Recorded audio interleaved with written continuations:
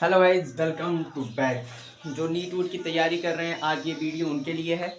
So guys, अगर आप कर रहे हैं तैयारी और या फिर 11th में है तो ये भी वीडियो आप ही के लिए है।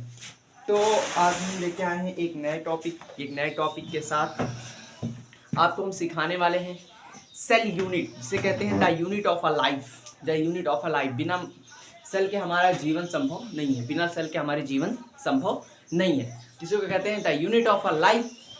तो आइए हम देखते हैं क्या है। सबसे पहले एक बात, सेल जो है, सेल बात करने वाले हैं सेल की। सेल का खोज किसने किया? सेल को सबसे पहले देखा किसने? सेल को सबसे पहले देखा किसने? तो सेल को सबसे पहले देखने वाले जो थे वो थे रॉबर्ट हुक। जो रॉबर्ट हुक थे, ये सेल को सबसे पहले देखने वाले थे। कब देखे थे इन्होंने? ये देखे थे 1665 में।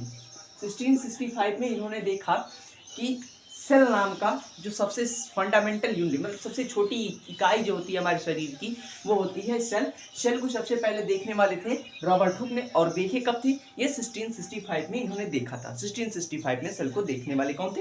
Robert Hooke. रॉबर्ट हुक को याद कैसे रखेंगे? जैसे हुक होता है, हुक किसी भी चीज़ों को उठाने के लिए, ठीक है, छोटी से छोटी चीज़ों को मतलब बड़ी से बड़ी या फिर छोटी से छोटी चीज़ों को हुक में बजा के उठाने के लिए, ठीक है।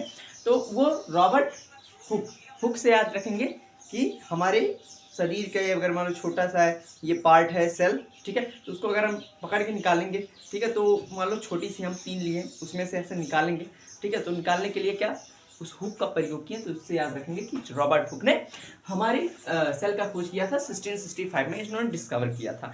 लेकिन बात यहीं तक नहीं खत्म हुई। इन्होंने किया था डेड सेल का खोज। किसका खोज किया था? डेड सेल का। ये जो थे रॉबर्ट हुक, इन्होंने डेड सेल का खोज किया।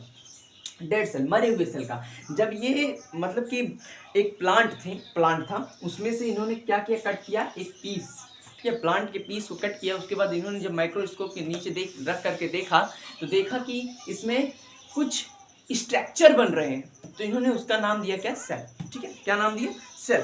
अब सेल जो है, ये सेल कहाँ से आया है? सेल जो है सेलुला से सेल आया है। सेलुला से क्या आया है? सेल आया है। और सेलुला जो है ये लैटिन वर्ड है। सेलुला जो है क्या है? लैटिन वर्ड है, लैटिन शब्द है, ठीक है। अब देखो, लैटिन वर्ड है, लेकिन सेलुला मतलब होता है कैबिन। सेलुला मतलब क्या होता है? कैबिन। जब इन्होंने देखा कि हमारा सेल कुछ इस प्रकार के दिख रहा है, मतलब एक कैबिन की तरह, बंद कैबिन की तरह दिख रहा है, ठीक है, तो इन्होंने कहा कि ये है सेल। क्या है? सेल है, ठीक है। अब देखो आगे बढ़ते हैं। उसके बाद आए एंटोनी वैन एवी लॉवेनहॉक, ठीक है, एंड जिसको कहते हैं एंटोनी वैन लॉवेनहॉक। तो ये लॉवेनहॉक जो आए, ठीक है, इन्होंने जिंदे सेल का खोज किया। कौन? एवी लॉवेनहॉक। कौन आए? एवी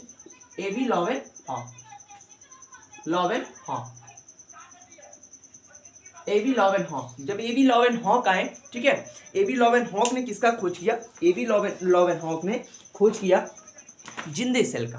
किसका खोज किया? जिंदे सेल का। एवी लॉवेनहॉक जो थे, इन्होंने खोज किया जिंदे सेल का, ठीक है। और ये कब किए? इन्होंने कब किया जिंदे सेल का खोज? एवी लॉवेनहॉक ने डिस्कवर किया 1683 में।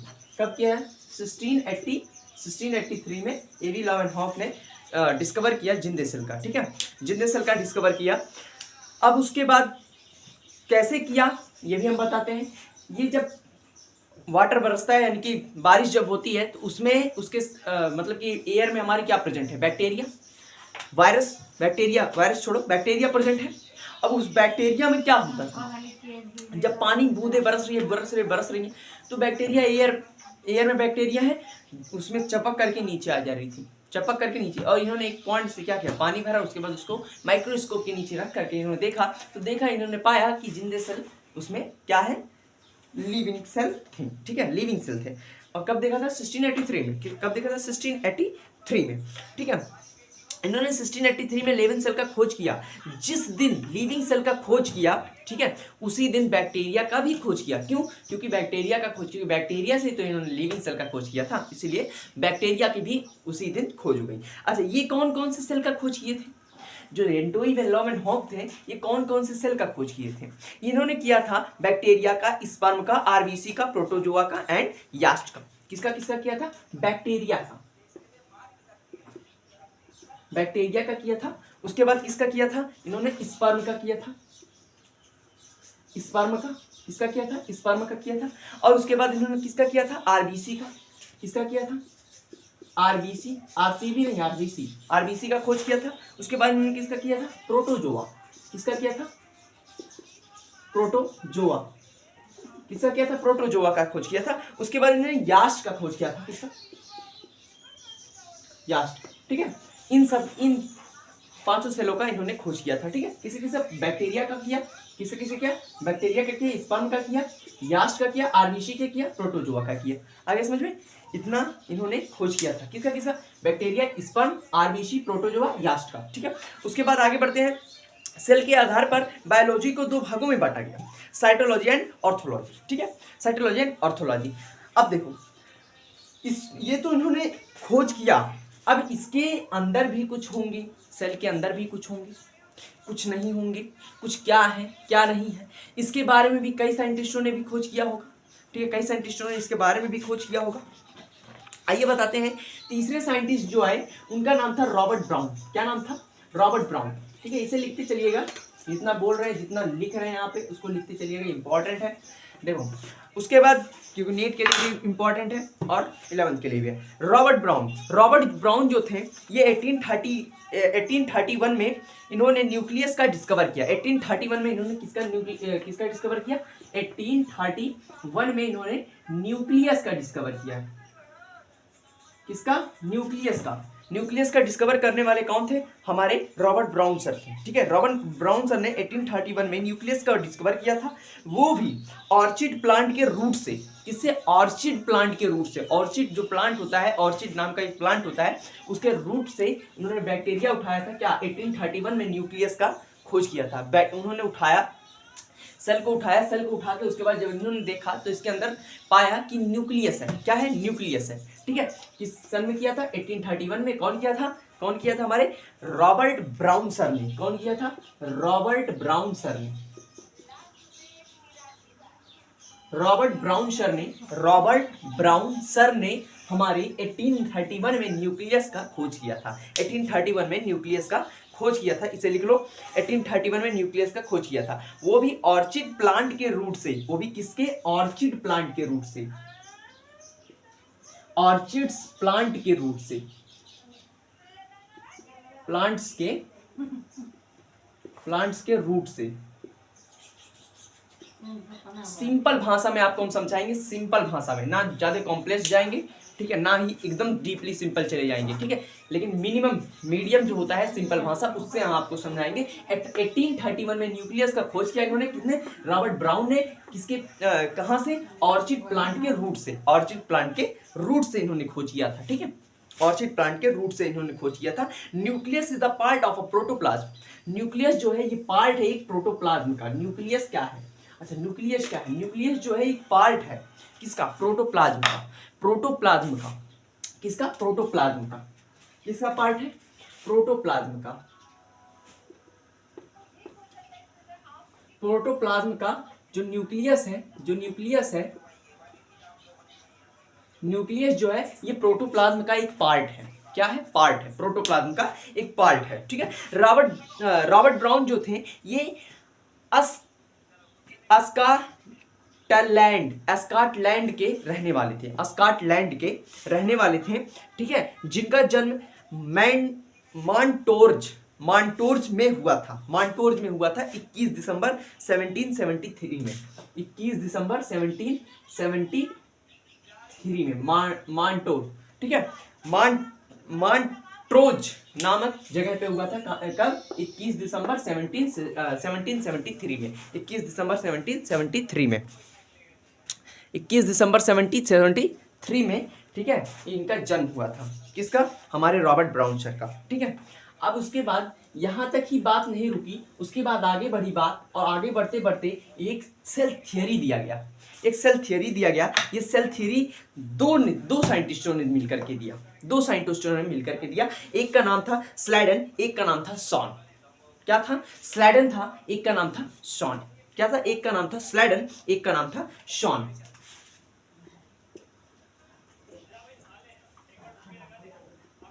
स्लाइडन, एक का नाम था भैया सॉन।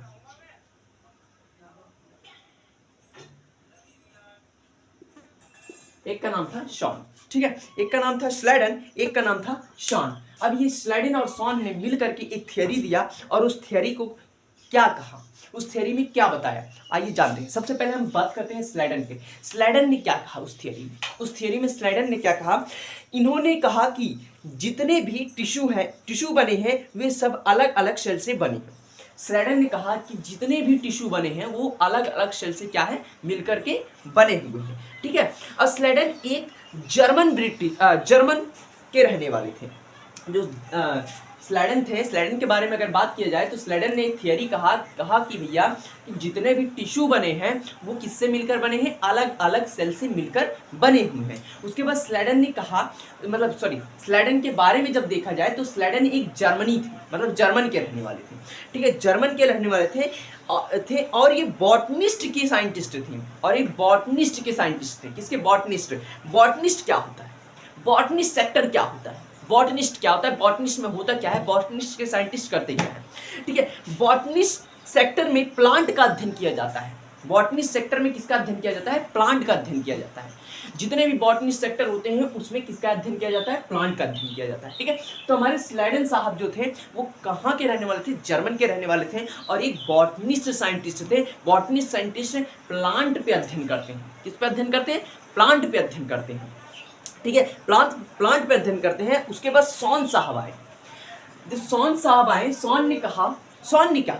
सॉन ने अपना ये थ्योरी दिया। ये एक ब्रिटिश जियोलॉजिस्ट थे। पहले नंबर तो हम सॉन की बात करते हैं। सॉन जो थे ये ब्रिटिश जियोलॉजिस्ट थे। सॉन क्या थे? एक ब्रिटिश जियोलॉजिस्ट थे।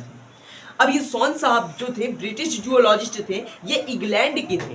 ये कहाँ के थे? इंग्लैंड के रहने वाले थे। ये ब्रिटिश जियोलॉजिस्ट थे, ब्रिटिश जियोलॉजिस्ट थे, और ये कहाँ के रहने वाले थे? ब्रिटिश जियोलॉजिस्ट थे।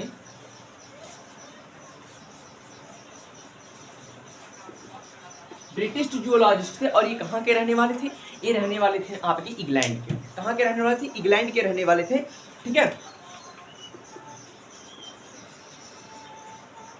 इंग्लैंड के रहने वाले थे। ब्रिटिश जियोलॉजिस्ट थे और ये इंग्लैंड के रहने वाले थे, ठीक है। पहली बार सेल मेम्ब्रेन को देखने वाले शॉन साहब थे। पहली बार जो सेल मेम्ब्रेन को जिसने देखा था वो कौन थे? शॉन साहब। सेल मेम्ब्रेन, अच्छा सेल मेम्ब्रेन क्या होता है?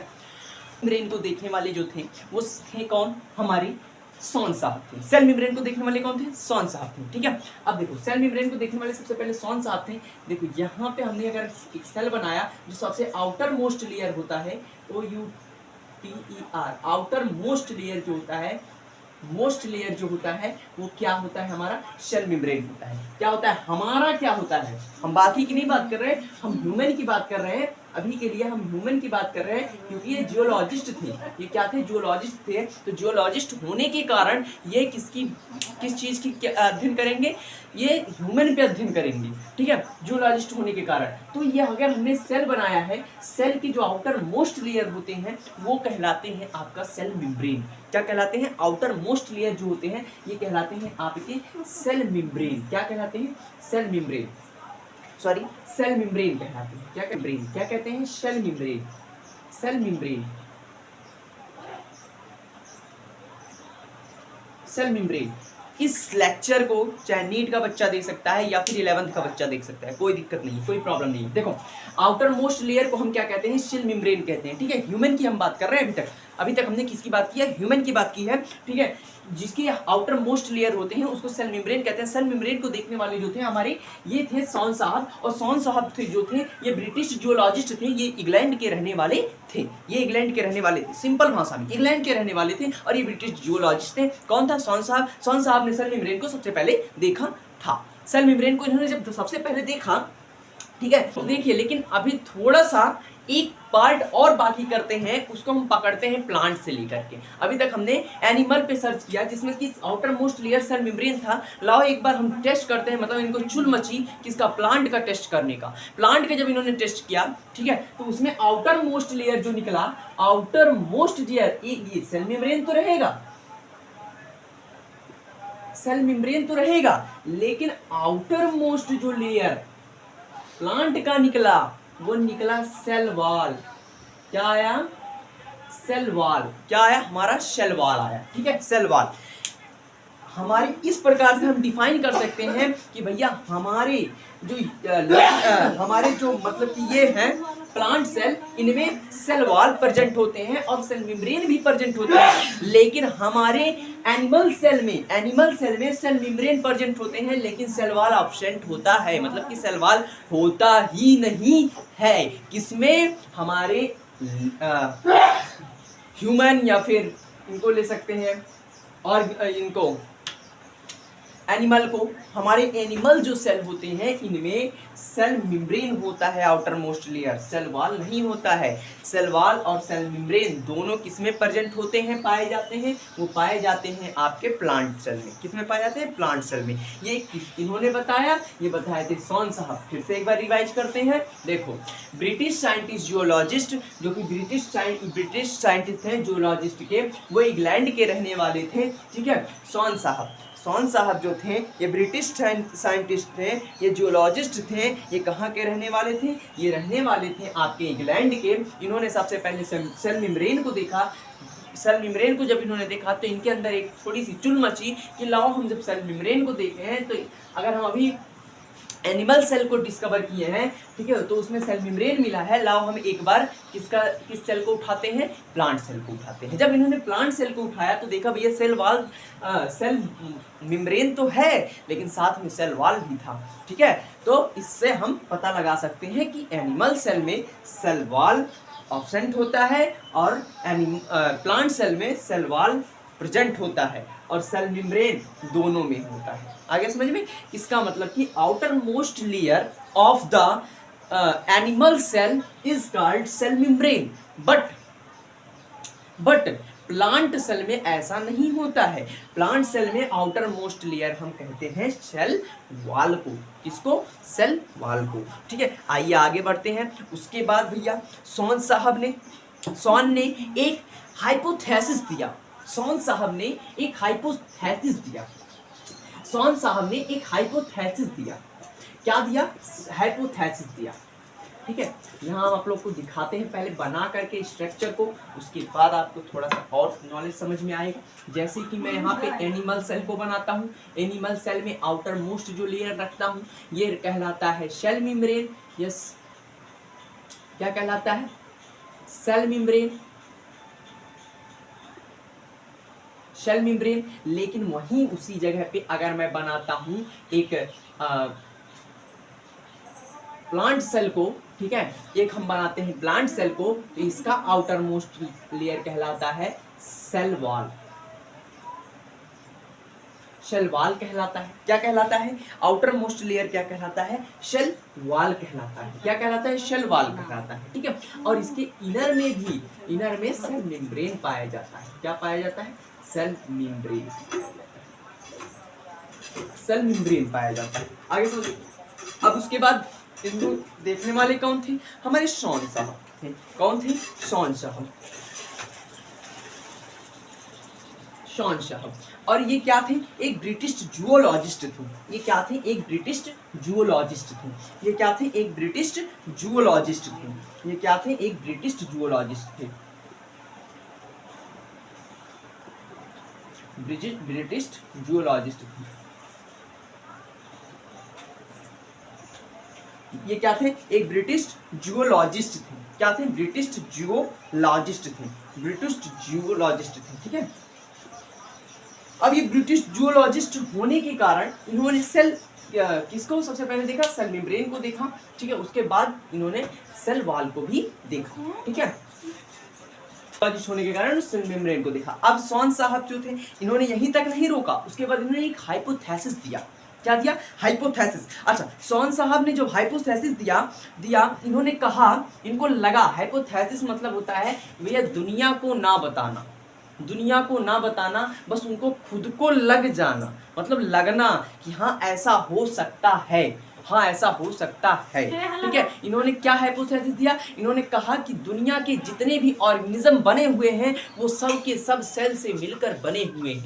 ठीक है, दुनिया ऐसा लगा उन्हें, इन्होंने दुनिया को नहीं बताया, बस सिर्फ लगा उन्हें कि दुनिया के जितने भी ऑर्गेनिज्म बने हुए हैं वो किससे मिलकर बने हुए हैं, सेल से मिलकर बने हुए हैं। बाद में जा करके जब ये दोनों सॉन साहब और हमारे कौन स्लाइडन साहब, इन्होंने जब हाइपोथेसिस दिया तो इनके हाइपोथेसिस आगे चल के एक थियरी बन गया। ठीक है, जब ये दोनों एक फ्रेंडशिप में जुड़े।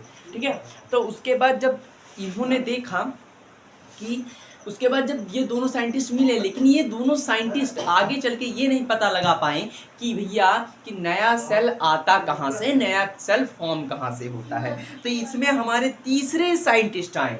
कौन आए? रुडोल्फ वर्चाउ। कौन आए? तीसरे साइंटिस्ट हमारे आए। कौन आए? तीसरे साइंटिस्ट वर्चाउ। जो वर्चाउ आए, ये साइंटिस्ट ने कहा ओमनीसेलुला ई सेलुला। क्या कहा? ओमनीसेलुला ई सेलुला। ओमनीसेलुला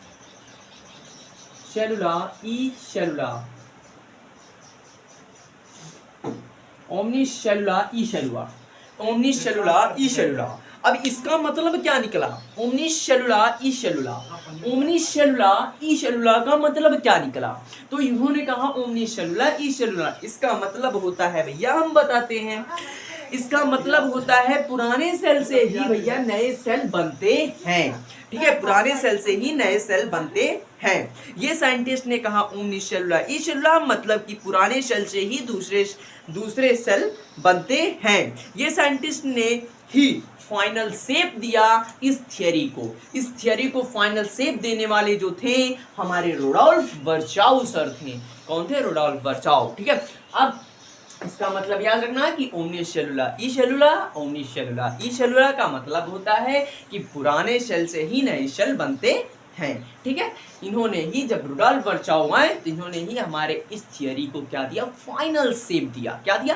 फाइनल शेप दिया। ठीक है, अब जब उसके बाद फाइनल शेप हुआ, उसके बाद भाई हम अब पढ़ेंगे टाइप ऑफ सेल के बारे में, और टाइप ऑफ सेल के बारे में लेकर मिलते हैं नेक्स्ट वीडियो, नेक्स्ट लेक्चर में।